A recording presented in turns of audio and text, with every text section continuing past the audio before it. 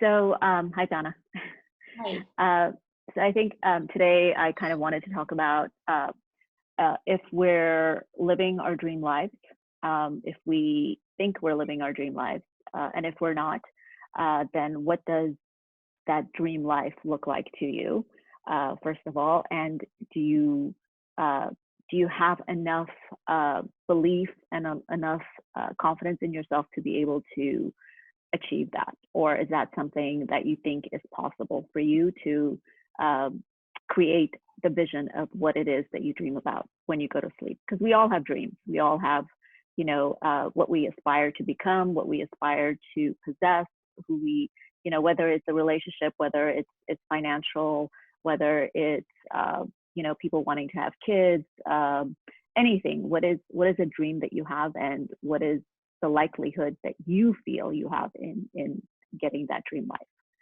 So I know it's a bit of a broad subject, but I think if we try to cover from our personal experiences, then I think it can be an interesting conversation to have. What do you think? Um, well, of course, but I think with us, you and me, well, me a little bit, maybe more because I came here when I wasn't super young. I was Hmm. 16, but my husband was 27. And so um, it's probably different because, first of all, it looks like, the American dream. Hmm.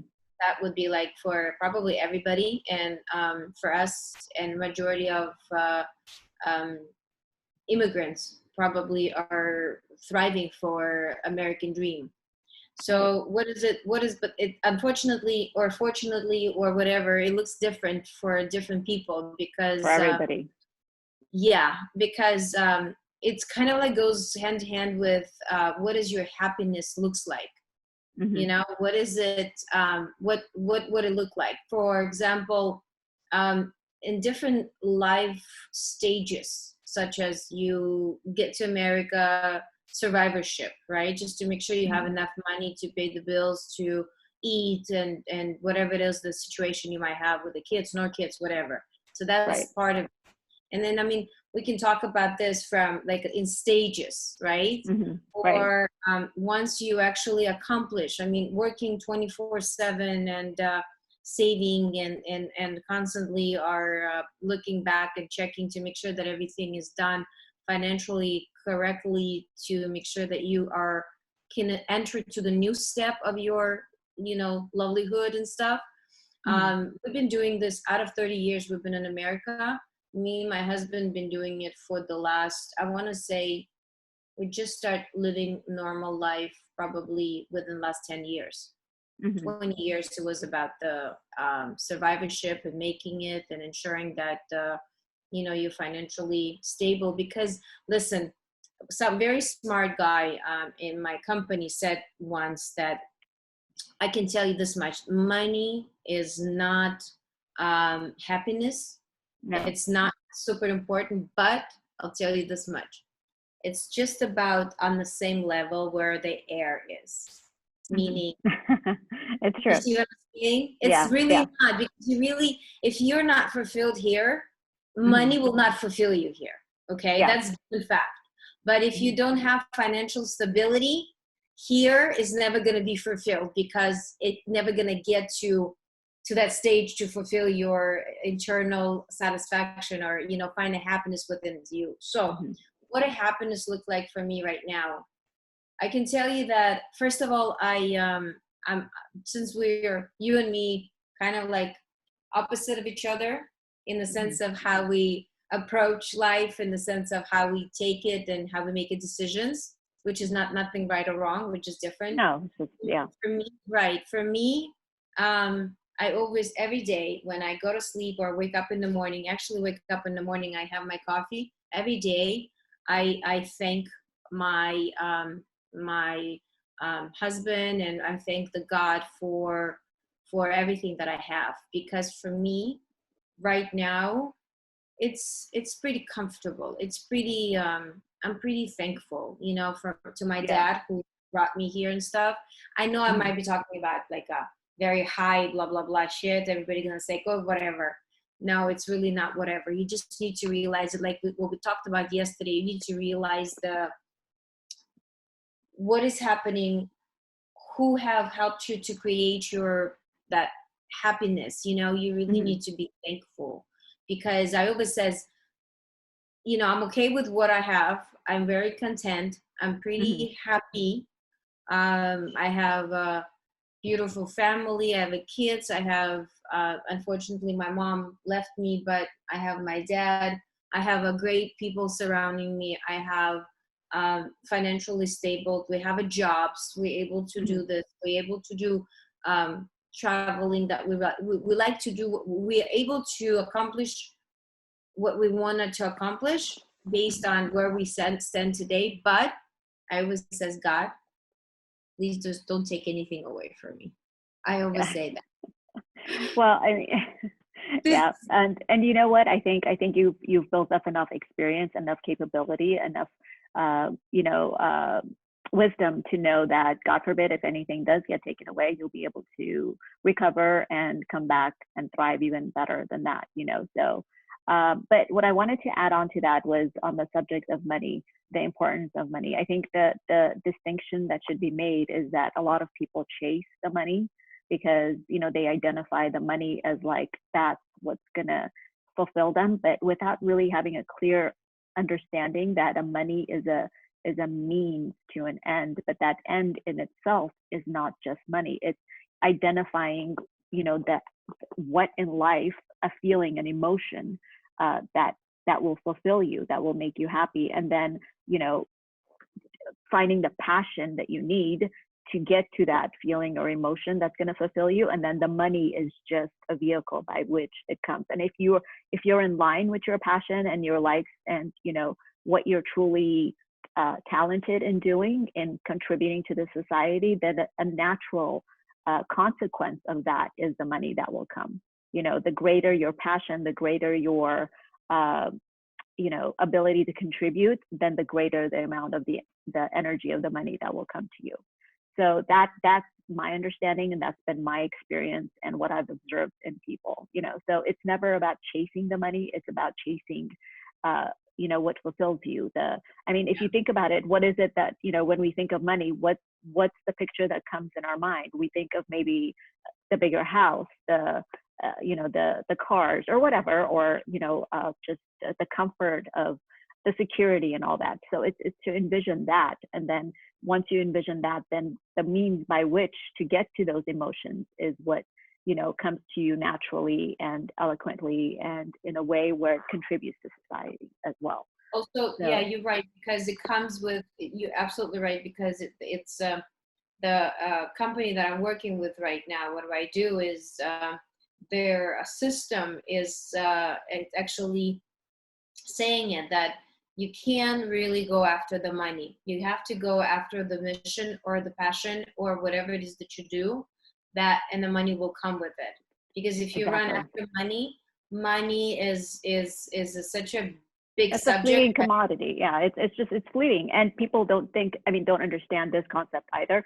That a lot of people think they have to save and save and save, but if you think about it rationally, no matter how much money you're saving as you're living life, the rate of inflation is actually that money is kind of not having as much value as it would if you use it. The whole point of money is to have this circulation, to spend to be able to get it back, like because you yeah, can't hold on to it. It's fleeting. It's a fleeting commodity, and you have to. And the whole point of it is to live while you're existing on this planet. To be right, able to do on a daily basis as you're living, to be able to use that money and live. So you have to spend equally on pleasure. You have to spend it on business, because what matters is your everyday life. You know that you're living. And so once you have an understanding of that, then it never becomes something that's hard or difficult, and you have to like hustle. And no, it's in the process of living, the process of discovering your passions, and how you're helping society, how you're contributing to society. And then what happens is society values your contribution, and that's the whole exchange with the energy of money. So so yeah, if you ask like us women, I think we do see things a little differently than men. That's why men from Mars and women from Venus and stuff. But if you Mhm. ask somebody like, so for example, my husband or somebody, a man who has created some sort of financial stability, they'll Right. tell you that whatever you just said, it's not completely there. Because the way that, for example, my husband been thrown into, not thrown to, but he started one business where he was able to build some capital before he could purchase another business. And once he was going into second business, right? I Mhm. guarantee he wasn't thinking about anything except making it and making it and making it, right? So what you just Mhm. said is it's true, but you can say all those things. I Mhm. think once you are on certain level financially, right? You know what I'm saying? But Yeah. when you just building it and building it, Mhm. the concept or the mentality is different for those people. So again, when my husband purchased another business, he knew nothing about that business, but he knew that he really wanted to be in the business. So it Mhm. took him some years. He's absolutely professional what he does right now. He loves it. He actually, it happened to be that he's love what he does too, Mhm. which is huge luck. But I'm trying to say to you is that when men are working on stability of and when I say man, I'm not really mean man. I think the breadwinner of the family, let's put it this way, Right. because But see, I think the only distinction that I want to make there is that he was inspired to buy this business, even though there could have been other opportunities, I'm sure. So he went with his instinct, with his gut. And you said he knew nothing about it, but there must have been something that drove him to that. So it must have been an inspiration, a passion that he had for that, and he perfected it. I mean, if he hated it, I'm sure that there would have been, he would have figured out a way to get rid of it. yeah. Yeah, yeah, because it's so it's I think when you're in tuned with that inspiration and that passion within you, you may not be able to express it or identify it, but if you're in line with it, then what you touch next will become a success. Is the point that I So was trying to make? what Yeah. what would be what is your personal um happiness will or what does it what does it look like? What does it look like for you personally? I think mine, I've really trained myself to live in the moment, to live in the present as much as possible, because I've come to understand the function of our brain, which is, like I've mentioned before, it's really just a data bank of your previous, memories, the life that you've lived. So I've learned to really, not be uh, to be inspired by what I do. So what I do is I do have visions of what I want to create in the future, and that's uh, I want. Let's see, there's it kind of gets on a personal thing, so not that I Uh, mind saying it. No, but one of my things is like a house on the beach. I just that's a dream that I have, and I know it's gonna I'm gonna manifest that. But it has to be right timing. It has to be perfect timing. So, and I think the thing that's keeping me right now is I do have kids that live with me right now, and I think when the time is right, I will. Not that they wouldn't want to live in the house, but I think they don't want to move away from their friends and uh, the school that they're in and all that. So it's something that I have to wait for. But that's a big dream that I have in my mind, is that I see it clearly in my mind every single night before I go to sleep. That house with the view of the beach on the hillside. So that's a dream that I have. And but see how it's not related to. I don't think of the amount of money. I just think of this, and of course, it's going to require money for me to have it. And but I'm a true believer that the money will come in the process of me achieving my dream. So I don't focus on the money. I focus on the dream, the emotions and the feelings that I will have or I have. But the whole thing is to feel fulfilled in the moment, like you were saying, to have gratitude in the moment also. And I have so much gratitude for my life right now, even though I'm not living in that house, but there's so much for me to be grateful for right now.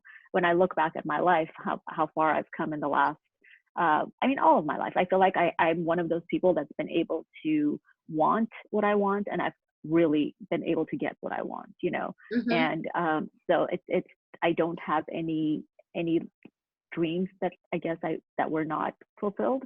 So then Uh-huh. that gives me confidence that whatever I do dream of in the future, I will have. And of course, I do have the big dream of my company and the types of homes that I will be doing in the future also. Right now they're kind of in the between 1 million and 2 million, but I dream of doing homes that are, even higher than that. So which will give me the greater ability to be more creative with the design, the interior design, the exterior design. So, that's what something that I really, really crave is more creative ability in the homes that I, build and sell. So that's fine. That's kind of like the gist of it. But, there's other little dreams, but those, the big ones are those basically. How Those about are the you? big. Mhm. Um, Me, I say that y- you know how we all have the midlife crisis. Women have their own, men have their own and stuff. Mhm. Yeah. And my happened to be about what we're talking about today. Mine was where at a certain time I was accomplished as um, a mother, or but I wasn't accomplished as a individual. I didn't know who I was and stuff, which I'm ever since then I'm working on myself, and I realize who I am. So for me, I found um, that middle ground. And today, I don't know. You know what? If you ask me today, what would make my world, or like you have a house or you have a vision of this, I think that I want to say that I'm pretty happy Mhm. with with what I have, and what I do today. And it's a combination of again, it's a combination of obviously financial stability. Finally, it's a combination of how you feel inside, in the sense of peace of mind, in the sense of your personal satisfaction. Like before, um, at some time ago, my dad had the same thing. We would wake up and we would have, and it's so funny how it works. He had it, I had it too. It's when you wake up and you feel like a huge stone is right here. It's kind of like an Mhm. anxiety. He didn't know it Right. was anxiety because in Russia we didn't know the word anxiety. Nobody have Mhm. sex or anxiety in Russia. So with us, it's something like here. It's a huge stone that is Like a like heaviness. heaviness, exactly, that Mhm. doesn't let you breathe and stuff. So it was just a simple anxiety. I was waking up with that anxiety. He was waking up with that anxiety. And that's once you find out why you have it, what causing it, what you need to do to remove it. And once it's Mhm. removed and you're no longer waking up with anxiety by itself, right there, you're already happy. That's Exactly. just, That's it's a, oh my God, it's like a revolution, I swear to God.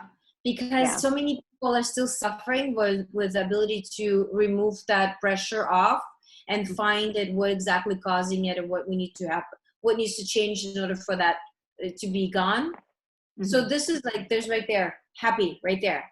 Stage Yeah. number one, No, it's right? I can absolutely relate to that. I had that heaviness on my heart, on my chest for a very long time after I got divorced from my husband about 10 my ex-husband 10 to 11 years ago. It was a very fearful time for me because before that I had a very stable life. I had him to depend on. I pretty much was just raising our kids. And after we got divorced, I felt like all that responsibility for me to take care of, my kids, to be able to figure out what I was going to do with my life and to be able to, secure a future for myself, now that I didn't have a husband to uh, either, do it together or depend on. So it was a lot of years of, anxiety. I had depression. A lot of uncertainty in what the future would bring. So it was, a lot of learning for me, and coming to build that confidence in me that I could actually do what I wanted to do. And then once I got my business going, once I started my company, it just gave me all the validation that I needed to be able to dream and to be able to have that knowing and confidence that I would survive, and I would be able to, you know, thrive by myself too. Right. And and we're not that we're ever by ourselves, of course. We're I still have him as a really good friend, and we've always supported each other. But it's different when you're married and when you're not anymore, Yeah. because it's a different type of responsibility that you feel. So yeah, with that, the anxiety was pretty heavy, but with the whole training that I learned, and how to get that, to be able to cure the anxiety, to be able to understand the depression, and to be able to cure yourself of the depression. Yeah. It was pretty enlightening for me, and now I have to say I'm at a place where I'm very happy, very content. Not that I don't have those ups and downs in emotion, I absolutely do. We're all human, but like I said, I know that the methods in which to be able to, like I said, connect with the heart and not pay so much attention to the mind, because that's what causes all that anxiety. And when people don't understand that they're in stress mode 60 to 70% of the time, and their mind is just trying to protect them, and everything else that's related to that. So it's something that can definitely be overcome, and overcome and be able to find that place of contentment, of peace, of being able to exist in the present moment. So these are all That's what I'm tools. saying. So it's like, Yeah. that's what I'm saying. So if you ask certain people, it's going to be like, I don't need anything else. I just need to know how to fight this, or how to remove that anxiety off my chest. And Mm-hmm. then the other thing is that for some people, it might be, relates to money. Some people are, single moms who's got, divorce and stuff, and they have the kids, they have to raise the kids maybe mostly by themselves, and like, oh my God, what am I going to do now? But I'm just Mm-hmm. saying, to for certain people differently. But for me right now, it's been a long road. It's been a Mm-hmm. long journey for me. I've got a lot of needed or not so needed experiences in my life, and that's why I actually choose to do this podcast, because I think that I have so much life experience in so many different areas that I Mm-hmm. definitely wanted to relate to other women or men, and to make them understand that it's true though. Like, anything that you really really want is will come. You just need to understand what is it that you want, what is on the way from that to happen, Mm-hmm. what are the process going to look like, and approximately how long you give yourself to get this done. Because I'll tell you this much, like, for example, being my husband is a very hardworking guy, and but things doesn't come easy for us. I always says I wasn't born with a little spoon in my gold spoon in my mouth. That's just Mm-hmm. not me. But even to get anything done, it takes time to Right. understand and get him into this. So it's always, I Mm-hmm. always says I have patience is my virtue. I'm fine with patience. I Mm-hmm. know that things will get done. It just has to go through a certain process before it gets it there. So I think Right. people who have no patience, they really need to understand what to do. Like, if you have no patience and you have some big dreams, well, create a little small dreams before that. Maybe like Exactly. somehow like get it something changed or something done or something moved, so you don't feel like you're a loser and things are not getting done before Mm-hmm. this big picture happens. It's really important to understand who you are, how your mind works, what doesn't work, Mm-hmm. um, and then let your ego go, because ego is, sometimes it's a beautiful thing, sometimes it's not. So Yeah. create a small little steps, and by accomplishing those steps or completing them, you're boosting your own immune system, as I always says, which is self-respect, self-love. But by the time you get to your big dream, things do happen. something will Hmm. change, and then you are going to get it to this big dream. So for Right. me, I'm I'm I'm content. I'm Yeah. finding consent. That's a good place. That's a Happy. good place to be. Yeah. I mean, and I think as humans, we're creators. We create, our lives. So and we're never going to have a place where we're not dreaming, where we're not creating. But that Mhm. the secret is to be content and grateful and appreciative of where you are, Yeah. because we all have so much to be grateful for. But at the same time, don't keep yourself from dreaming, because that's No. what we're supposed to do as humans. Because when we stop ourselves from dreaming is when we become miserable, because then we have nothing to look forward to. We have nothing to aspire to. So Oh, and yeah. So, but what I was going to interject to is that when we were talking about the whole how some people don't achieve their goals, is because they don't realize that throughout the day, where their attention is, what their focus is, what they're telling themselves is what really matters. If you set a goal for yourself, but throughout the day you're saying, you come up with all these limiting beliefs about, well, I'm not one of those lucky people. I don't have enough money. I don't have a look, or I don't have this, or I don't have the capability. I'm not smart enough. I'm not cute enough. I'm not this or that. They're telling themselves this throughout the whole day, and then they wonder why they're not able to achieve the goal that they want. But what you, happens is these thoughts are what create your energy, what create your charisma, what create your how you carry yourself, how you speak, how you walk, how you talk, yeah, which is your whole demeanor, right? So let's say some guy has this really great idea and he wants to bring you in to do business with him, and you walk up to him and everything that comes out of your mouth is negative, and how everybody's out to get you, and how you've been stabbed in the back, and this and that. But at the same time, you're hoping that this guy will give you that deal. Guess what? This guy does not think like that, because usually successful people think success, and they think yeah, how capable they are, and how. So when he hears you speak like that, even if he thought he was going to give it to you, he'll change his mind just like that. So and then those people wonder, oh, see, I knew it. I knew that stuff like that doesn't happen for me, because I'm just not lucky. I'm not one of those people. So it's yeah, like, no, understand that you created that with what you were thinking, with what your internal composition was, with your thoughts, your emotions, and your energy that you're carrying. That came across, so yeah, that's why certain things happen the way that they do. So but yeah, what you said was absolutely true, is to validate that things that you always do get what you want, ask and it will be delivered, is because do the little things that you don't have so much resistance towards. Put those on paper, maybe 3 or 4 or whatever, and see, and don't think too much about them. Don't, because then see when you are able to accomplish that, and then once you do, then that'll give you the confidence. Yes, I was able to do that.